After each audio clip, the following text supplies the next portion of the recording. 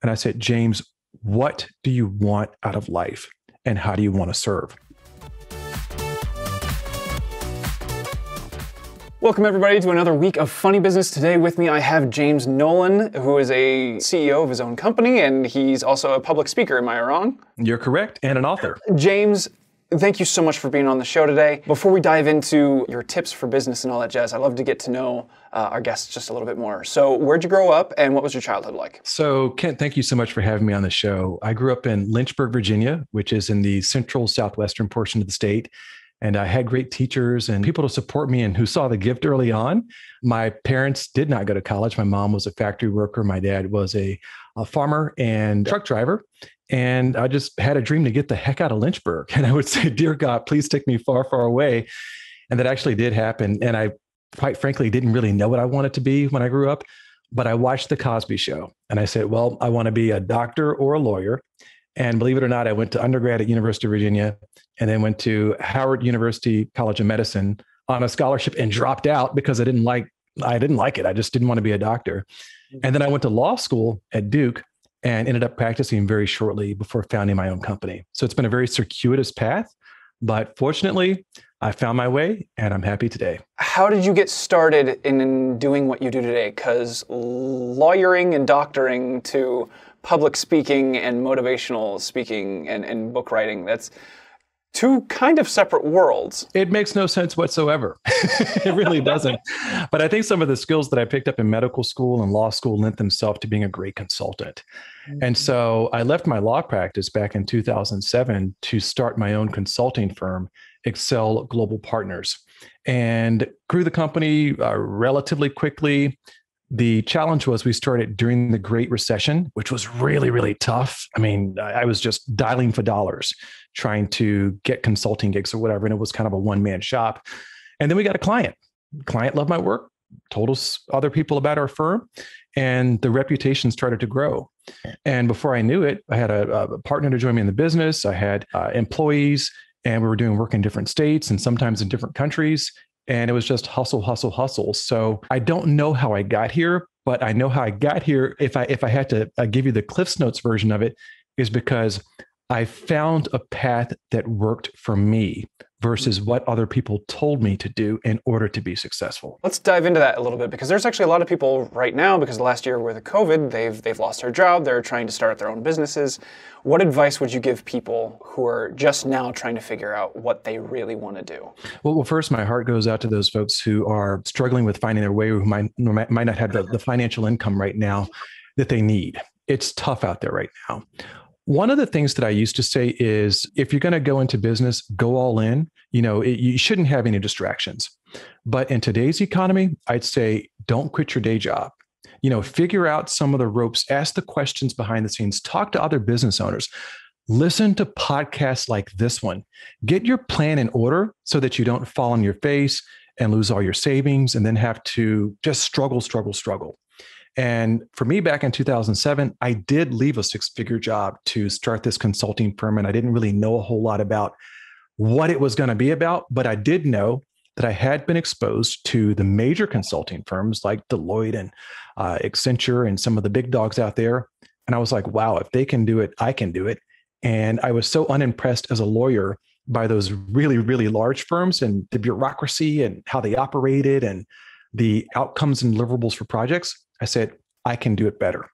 Mm-hmm. And so I founded my firm based upon the premise of providing better value, white glove service, more access, all those things. And we worked and hustle.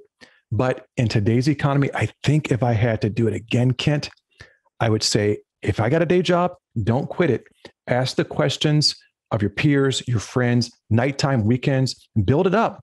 Learn some lessons from your mistakes, and then, get out there and go full gusto. Did you really discover your insights about how you wanted to get to where you are in your career right now? What did you feel like you brought to the table that others couldn't? There was a defining moment. When I first started my business, I was chasing dollars. I was shaking as many hands as I could. I was taking on every project that I could. I was stretching our capabilities. And when I received an opportunity, I would say yes. And we had different practice groups and we had lots and lots of employees. And we were making a lot of money, but that came at the cost of my health and some other things in my life. Fortunately for me, on August 25th, 2012, I had a special blessing happen in my life.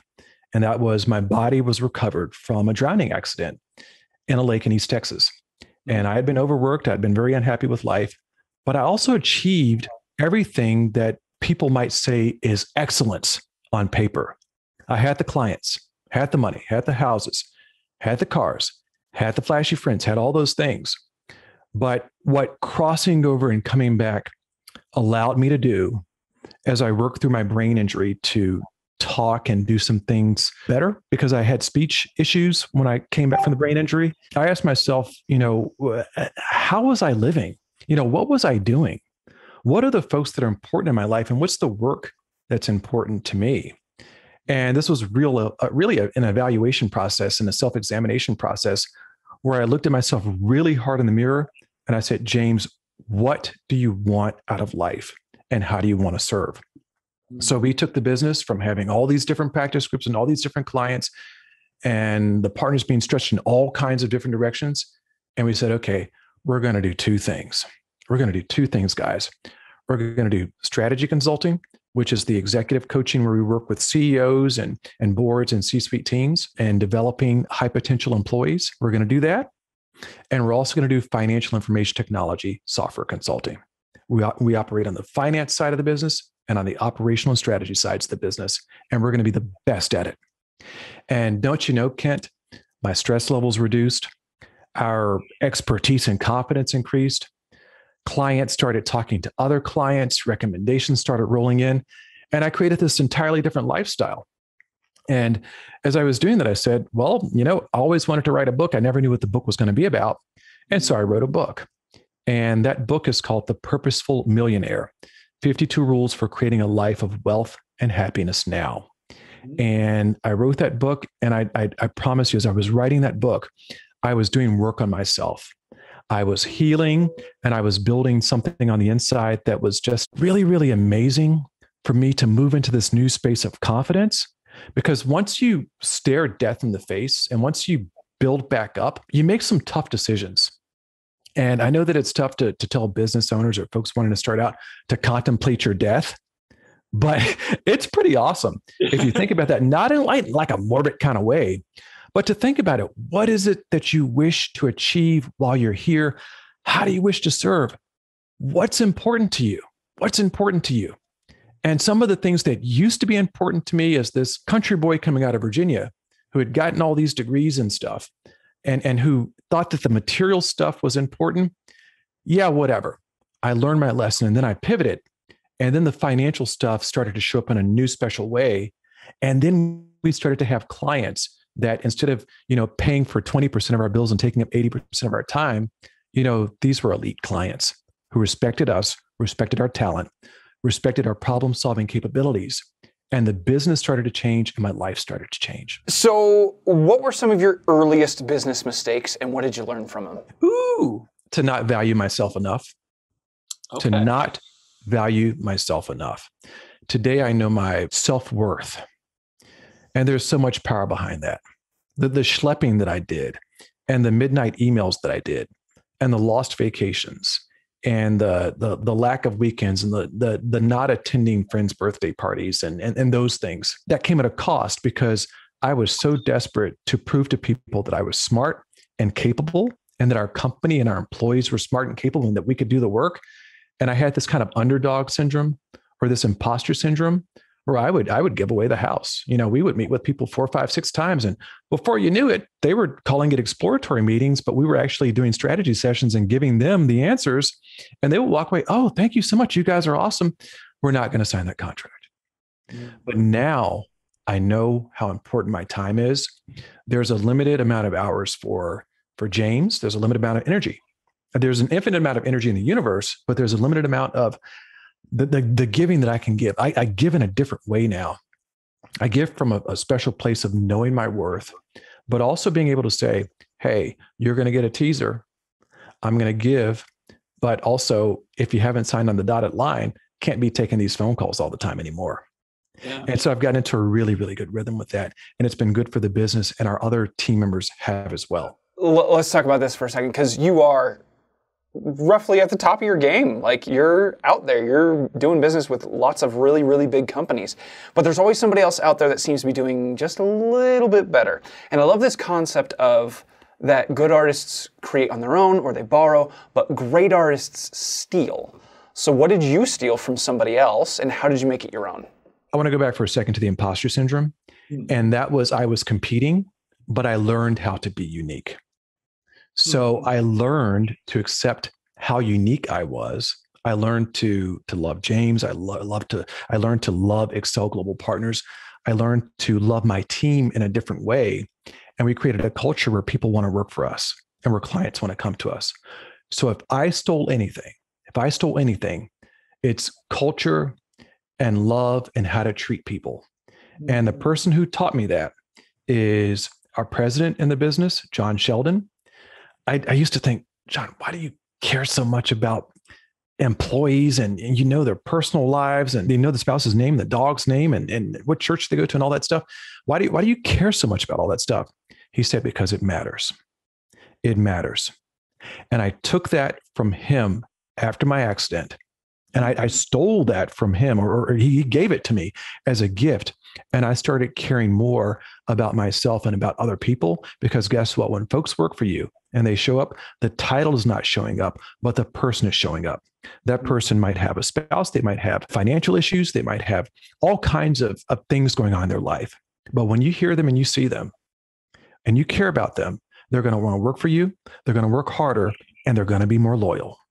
And that's the best gift that I've ever got. And that's coming from someone who had been at the top levels of, he was a CFO for jacuzzi brands.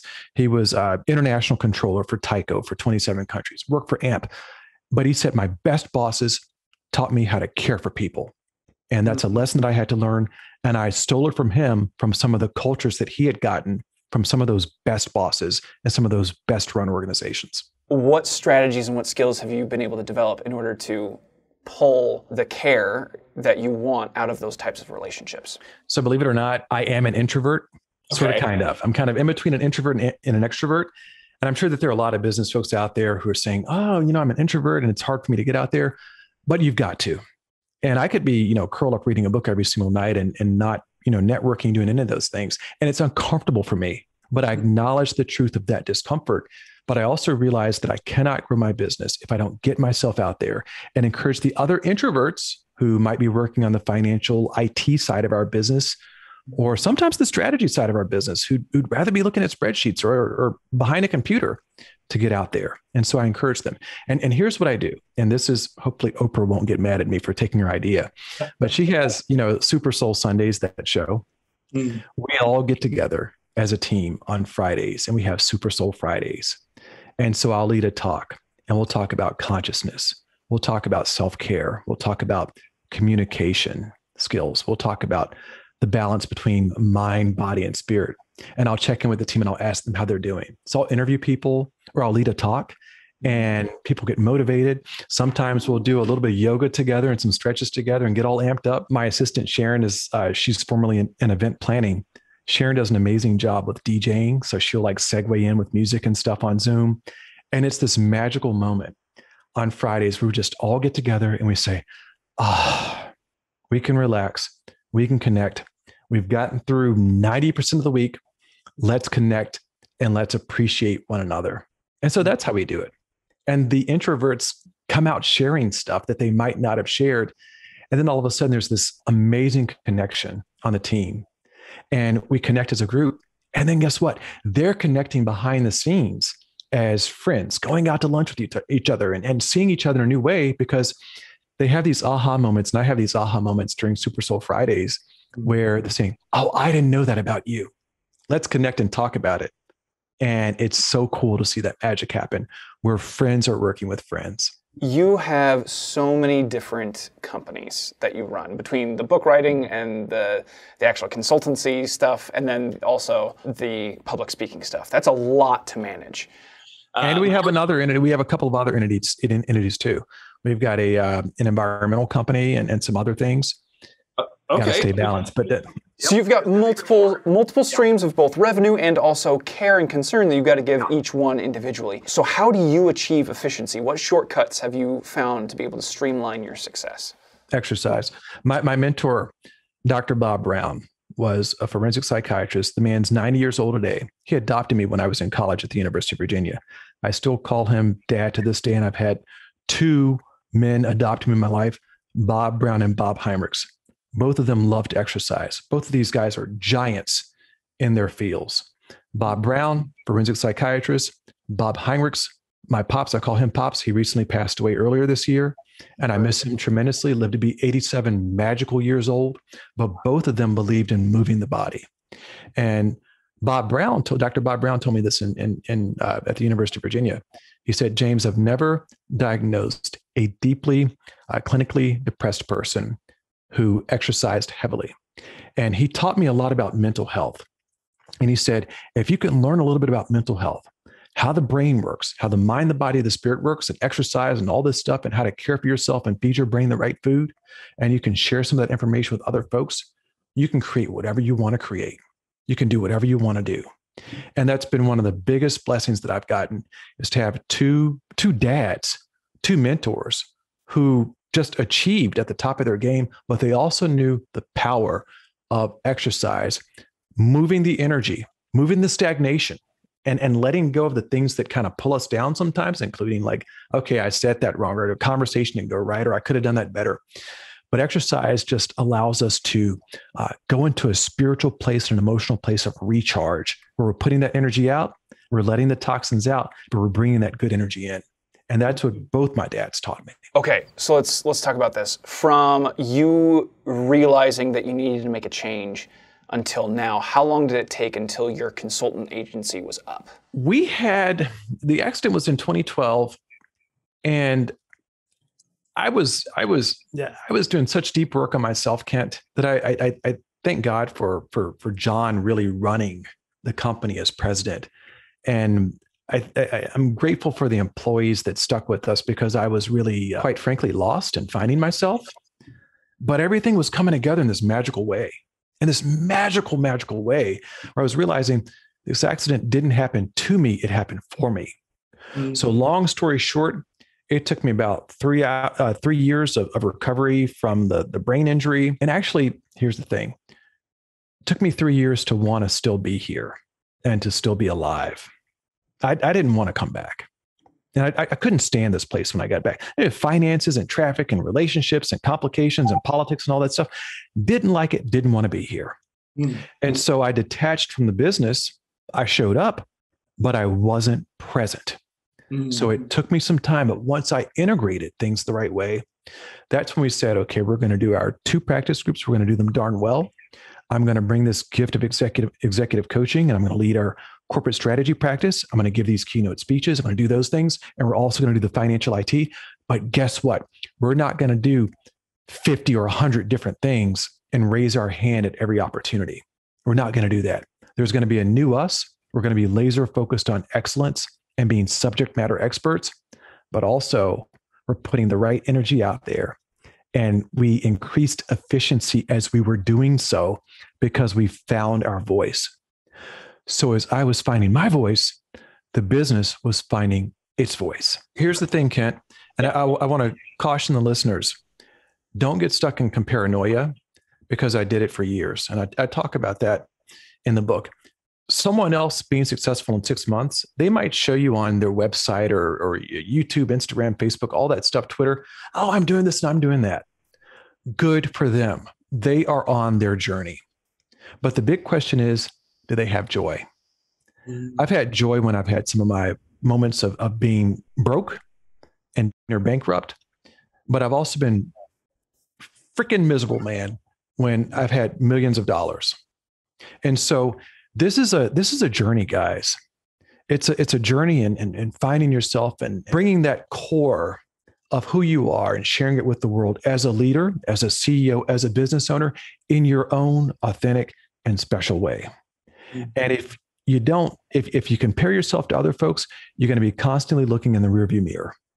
And if you're looking in the rearview mirror and you're looking all around you, guess what? You can't drive the car. You can't drive the car ahead, and you're going to crash. So the real focus is get the joy. And if you don't have it, find ways to achieve it. And then your business is going to be fine. And let's stop putting goals around stuff. Oh, by the time I'm 30 years old, I want to have $10 million. I'm by the time I'm 40 years old, I need to have $50 million. Give me a break. Give me a break. Relax.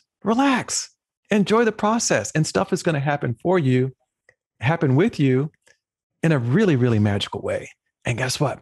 You're probably going to keep your marriage. You're probably not going to have a car crash. You're not going to have a stroke. You're not going to have a heart attack. You're not going to have a third, fourth, fifth marriage and have to redo things all over again. And you're going to be okay because you're building. Some folks build slowly. Other folks build like rockets. That's okay. We just let them be. And we're happy for them. What is the biggest challenge in your field that you've had to overcome to date? Patience. Yeah. I had nothing but patience after my accident. But now I know the gift and I know my self-worth and I know our company's value and what we bring to the world. I get so excited. And you can probably tell by the way that I talk that I get excited about the business and the work that we do. I get so excited. I'm like, I want this to happen tomorrow. I want it to happen tomorrow. But can't everything happen all at the same time? Can't happen when we want it. There's a perfect timing. There's a rhythm to the universe that we just have to accept sometimes. And sometimes we push ourselves too hard. Or how about this for the folks out there? How many times have you really, really wanted something, you asked for it and you got it? And you were like, man, I wish I didn't have this. It can be a relationship. It can be a client or whatever. So just relax. It's all going to come together. All right. So who is the ideal client for you and where can they find out more information about you if they want to hire you for their business? The ideal client is a mid-market to large market CEO or a C-suite executive for our executive coaching corporate strategy side of the business.